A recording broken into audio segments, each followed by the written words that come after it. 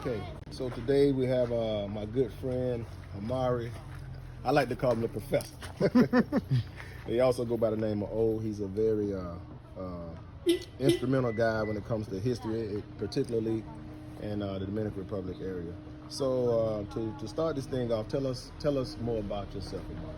Okay, well, my name's Omari Murphy. I'm from originally Atlanta, Georgia, born and bred. And back home, I did teaching for about 15 years with APS, Atlanta Public Schools, and ended up learning Spanish there. That's actually how I started learning Spanish a little bit. And through that, led me to wanting to travel and investigate different things. And I've always loved history, obviously. Right. And yeah, I ended up coming to the Dominican Republic of like around the year 2000-ish, and kind of fell in love with the place, fell in love with the culture, the people, the history. As more and more I started to get into it. And at that point, yeah, I moved about 10 years ago. And for the last 10 years, pretty much off and on, been here in the Dominican Republic. Okay. So you also work in the Dominican Republic right Yes. now. So how was that experience working in the university? Oh, I love it. I mean, I love it. Yeah, and yeah, I started out when I first came doing tours and like an excursion and concierge type service. And from that, I ended up making a lot of contacts and things of the nature. And this past year, I was offered an opportunity to teach high school and university level type courses. So yeah, I couldn't. It was an opportunity I couldn't refuse. I had no, initial ideas that was something I wanted to do, but I went ahead and did it. Went back into the classroom, and ever since it's opened a lot of doors for me, and I love it. Yeah, it's a different experience. Now you also have some ventures as far as tour guides. If you have any websites or you have any contact for anybody who come into the Dominican Republic area, they can contact you so you can show them some of these historic sites that exist that a lot of people know nothing about, for people in the Western world as well as a lot of Dominicans don't even know a lot of this stuff even exists. Yeah, So exactly. could you give people your information to contact you for your venture? Yeah, sure. If anyone's interested, anytime, anything you need, if you want to know more about the Dominican Republic, from vacationing, living, doing business here, whatever it is you might, be thinking about. I do a lot of consultation, advice, tours geared toward that. So we do all customized tours. So anything, like I said, that you're looking for, if you want to see some of these historical sites, ecological sites, you want to see city, social life, whatever it is that you want to learn, real estate, all those kind of things, we can customize tours specifically for you. Now, my company's official name is Barrio Tours de Boca Chica. That's Barrio Tours, DE, de Boca Chica. And we are located on the web with www.barriotours.com, or you can find me on Facebook, also under Barrio Tours de Boca Chica, or my personal Facebook or anything, Omari Murphy, on there. You can send me any type of friends. Look me up either way. Hit me up. OmariMurphy@gmail.com also, or if you do WhatsApp, you can hit me on there, 404-316-8804. Yeah, that's cool. One thing that I find that's very ironic is I've been knowing your brother since 8th grade. Right. We homeboys, if y'all don't know. Right. West Side. So my homeboy Dashawn, yeah. So we've been knowing each other since 8th grade, and we've been cool ever since. And it's later that I didn't even know that you were his brother. Right. So when I came to the DR, he was talking. I said, man, I didn't know you had a brother, which I thought was very ironic. And you was already here before I came here.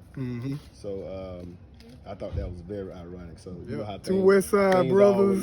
Two guys from Atlanta or whatever and stuff like that. Then learn Spanish. And then another thing was I thought that was crazy too, because I know how you lost your parents at an early age, and I know you're always very passionate. I know you always keep them very near and dear to your heart. But and then I remember as a little kid, they named this field, and I never knew who the guy was. Yeah. And that guy was your father. Tell him the name of the field in Atlanta. Yeah, if you're familiar with Vine City, Bluff area, right over there, we used to call it Chestnut Street when I was little, but now it's James P. Brawley, the Kennedy Rec Center. Yeah. And if you're from Atlanta and that's part of the area, you know, from a while, you probably know my father probably.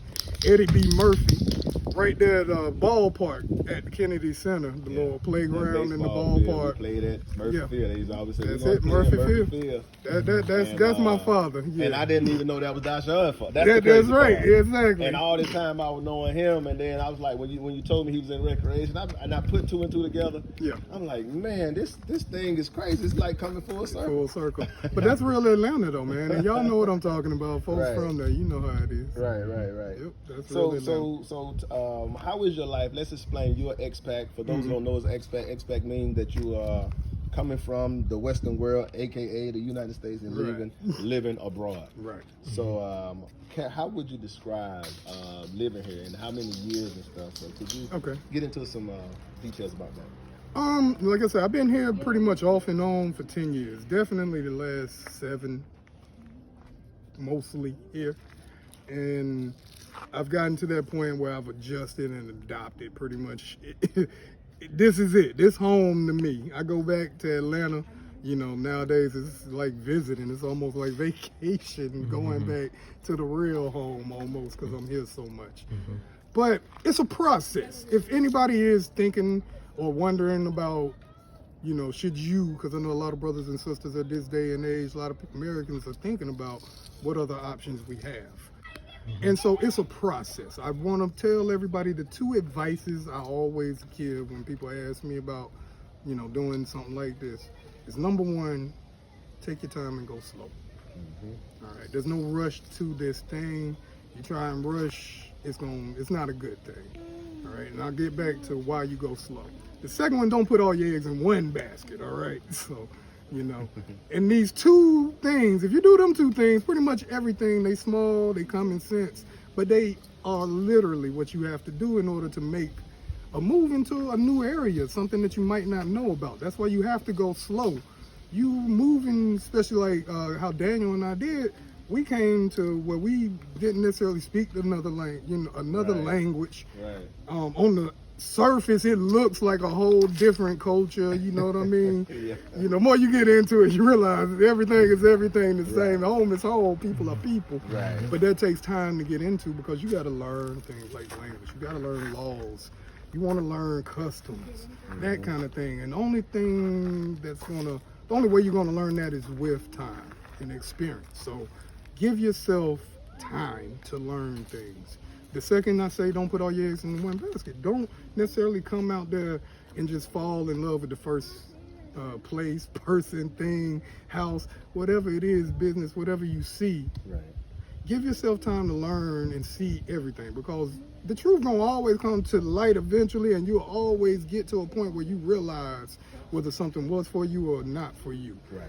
And if you've already jumped head first into it, you done put all your retirement in one house, and that house now, you know, is a lemon, whatever. Right. You know, that's something that's real hard to come back from being abroad. Yeah, because a lot of people lose their fortunes here. Man. Like you say, they come in here, a lot of them buy these big boats. I had a guy, big houses. A Caucasian guy from Wisconsin, and he said he had spent like $250,000 yacht boat, and some kind of way it got damaged underneath. He got too close to the land, and he said he lost that and all this stuff. Yeah, it's a country where I think we talked a little bit about this yesterday. It's a country where you will never get rich in this country overnight, not quickly. No, you will never get rich in this country quickly. I mean, there's money here, you know, because we always like to get around. There's no money here. No, there's definitely money here. Money to be made, but it's a slow process, just like everything here goes slow, man. People here act slow. But one thing you can do here, like literally overnight, is go broke in this country. So, right, if you're not taking care, if you're not aware of what's going on around you, it's very easy, right, to get taken advantage of, or to, lose literally a lot of money in a place like here, because it's a place where you come and you see the many opportunities, and there are a lot of opportunities here, right. But you might not understand how the opportunities go about. And it's easy to come in thinking you're going to do it the way it's done back home, right, or your own particular way. Different. It's a whole different kind of. It's a whole different movement, really. Yeah, you can't put squares in the circle pegs, and so. Right, you got to take your time, learn how it works, put a little bit in, invest, and you start seeing, you learn, and right, then the more uncomfortable you get, the more you know, the more you can then start putting your life into it or whatever. Right. But, right, being an expat overall, though, man, for me, was a great experience, man. I wouldn't trade this for nothing. I was blessed because I didn't necessarily make a plan. I kind of ended up falling into circumstances, but I'm a person that believes, things happen for reasons. You go through all these kind of things to learn, to build you up for those next experiences that you're going to face in life. And literally everything I did up until this point led me to this point that I'm at right now. And all of it was going off them two advices, right. Literally. So knowing what you know now, and by you being an expat, would you go back to live in the States? Yes. All right. Well, my situation, I have kids here, so I have young kids too. We're going to get to that. Yeah, we're going to get to that, right? So I have an obligation to make sure, we talked a little bit about this. I do have an obligation to make sure my kids get the best of both worlds. So I need to definitely make sure that I'm planning to give them a life experience in the U.S. growing up. So, right, I still have all my assets that I had in Atlanta. I still got my house, still got, when I go home, I go to my house. I drive my car when I go to, I keep that kind of stuff because I know at some point I do need to live there, at least for a little while, right? In mindset, high school. I'm gonna get there, let them to finish their little schooling up there. That's a good time. Let them start life here, let them finish their schooling there. Do them my little few years there, then I'm coming back, kind of as a retiree at that point. Hopefully, God willing, knock on wood. Okay. So yeah, that eventually yes. If I didn't have kids and nothing like that, I probably wouldn't full-time move back. I probably not full-time. But I'm also a person, because I do want to make sure I say this, because there's different mindsets of people that want to be expats nowadays. And especially for us people of, color, us black folks, I'm not an advocate of leaving everything, selling everything that you had back home to go to another place. Because you'll understand, wherever you go, you still a foreigner. And we don't really have a true home, but America is the closest thing where we have assets. And the more and more we dilute assets, we're not helping our other brothers and sisters out either. It's better to expand yourself as opposed to try to remove yourself and do things like that. So when I say to a lot of brothers and sisters, don't lose contact to the States. You know what I mean? To me, you should be an expansionist. Try to expand on what you have there. Now, you can leave for a little while, see other opportunities and all that kind of thing. But I'm not necessarily a person that advocates selling everything, because you never know what might need to be happening. Yeah. But if you got capital, you can always buy. Oh, no, capital, you go wherever you want. But don't dilute your dollars. Right. Don't dilute your dollars, even financially. Gotcha. So, tell me 3 things you love about this country. Whew. Number one, the people. I mean, yeah, by far, the people are what sold me on this place. People are people, But what sold me on this place, born and raised in the South, this is the way we used to be in the South, 70s, 80s. Yeah, when I was growing up. Right. This took me literally back to how it was growing up. Family was strong, everybody, grandmama house. Everybody helping each other out in the neighborhood kind of stuff. Your neighbor needed something, you was there, you helping. And, everybody raising your kids. I love that, man. That's what I grew up with. And coming here, this was where I found that another connection now. And, it's still a lot of that old school values here. So people, number one. All right, number 2, I like, the lifestyle, the laid back lifestyle, It's nice to wake up and either be at the beach, or if I need a city atmosphere, I can be right here. I love the laid back atmosphere, the less stress. You know what I mean? It ain't hustle and bustle like back home. Right. And I guess if I had to do a third thing, like I said, I love the culture here, man. I dig the way they do things. I dig their Spanish. I dig their history. They us. We the same race. They our cousins. They just got dropped off at another port than where we got dropped off. They got a lot of that same history, but on their island. But it's the same history. It's the South all over again, just in Spanish. So yeah, That was 2 or 3. 3. That was 3. Yeah, that would be Okay. 3. People, lifestyle, and the culture. Let's see here. So how is it living in the capital of Santo Domingo? That does take you back to hustle and bustle. It's a city, man. That's a real city. It's the size of Atlanta. Maybe even a little bigger. I say it's bigger. Yeah, maybe even a little bigger. I say it's bigger. Traffic, probably crazy if you can even imagine that. But it's real. A lot of people, if you've never been there, I know I did my first couple times, and pretty much 90% of the people that come here, you underestimate what it is. Right. It's a real city. A real city. It's got the hustle and bustle and the vibe of a baby New York City, but it looks like Miami. Right? It looks like Miami, but it's got that vibe, that feel of being in New York City. Everything is, hustle bustle all night, 24/7.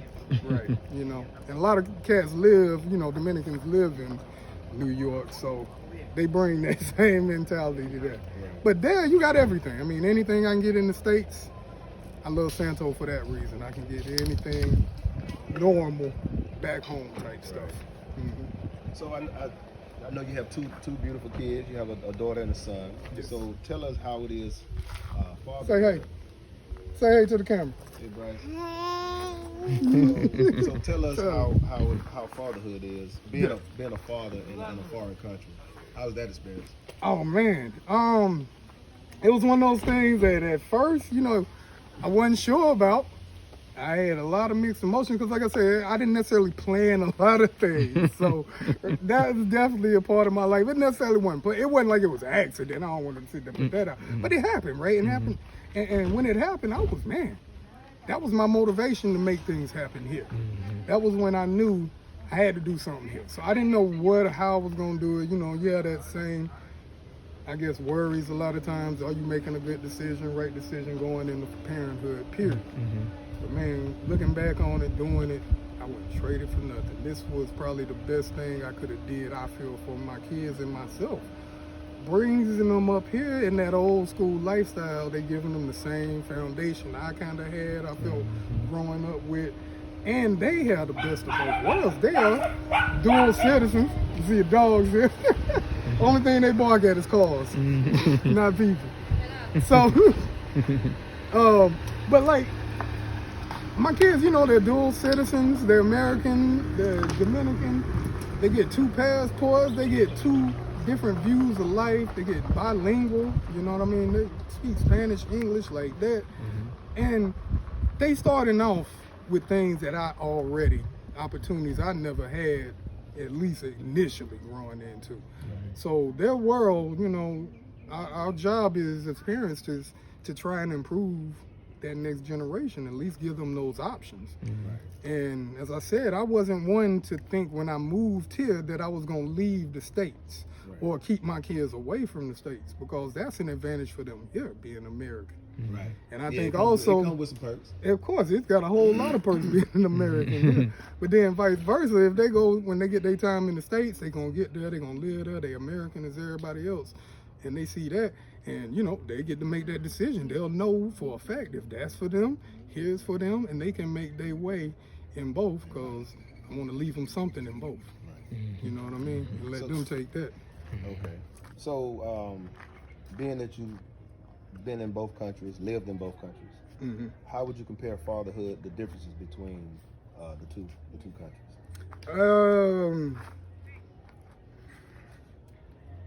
Well, you know, being here, it's a lot of things. I mean, I don't want to say like things change, because I mean, fatherhood is fatherhood anywhere. You still got the same responsibilities, right? Dealing with legal systems is obviously different here, between here and there. But it's not too much different either. A lot of it, you know, there's still child support and all of that here if you have bad relationships, because I know that's a misconception about a lot of people. You can't just have kids here and just abandon them. They do have, you know, legal systems here. And is it more favorable here? I think so. You know, personally, as a man, I think that you have more protections in fatherhood here than more so than in the States. But I'm not going to say it's like foolproof, because everyone's got its own legal systems and things like that. Support system, I think, is great here. I mean, as far as extended family, that kind of things. Well, like I say, it's still like the 70s, you know, when I don't, you know, have time to, I need to be somewhere else and do something else, and I need to leave kids with a sitter. It's no problem. They got aunts literally on every other corner, or somebody, you know, I can leave them with that I trust is going to take care of them just like they were their kids still, you know. So that's a big help in fatherhood here, especially me being a foreigner too, you know, because a lot of different things that I'm glad I did it here. You know what I mean? A lot of them you can't really express in the words. Right. So what inspired you to become an expat? Something different, man. For me, I always knew I was bigger than the block, kind of thing, right? Even I love Atlanta, I go back, I always gonna represent Atlanta anywhere I go. You see, always, every hat I do is Atlanta. Anywhere I be, and that's the first thing I tell anybody. But I always knew, like even when I got to college, you know, that was my first time being able to get a chance to move out on my own. I made sure I went to another state. I went to Florida, you know, when I had the opportunity. Why? Because I was just that type person. I always wanted to see different things. And it started, you know, seeing the country first, going different places, seeing how they vibe out west, seeing how they was vibing up north. And, you know, taking it from there. And then that led me into, I guess, Caribbean culture, meeting different other cultures outside the U.S., hanging in Florida a lot, which then, I guess, expanded me to wanting to do something else, see other places. Because like I said, to me, everything was a process. So then I started traveling. More and more I started traveling, I just started thinking like, man, I could see myself living in another place. Ended up being the DR because, like I said, I came here about 20 years ago. And that first trip, I just knew. I came, you know, and I was on a date. I was with my girlfriend at the time. And I told her that day, I was like, we was walking. I was like, I'm going to live here one day. I remember her looking at me like, whatever. And I was just talking. But I put it in the air. And it was like 6 years after that, I was living here. That rest is history. Okay, so describe the woman here from your perspective. Women, oh man, woo.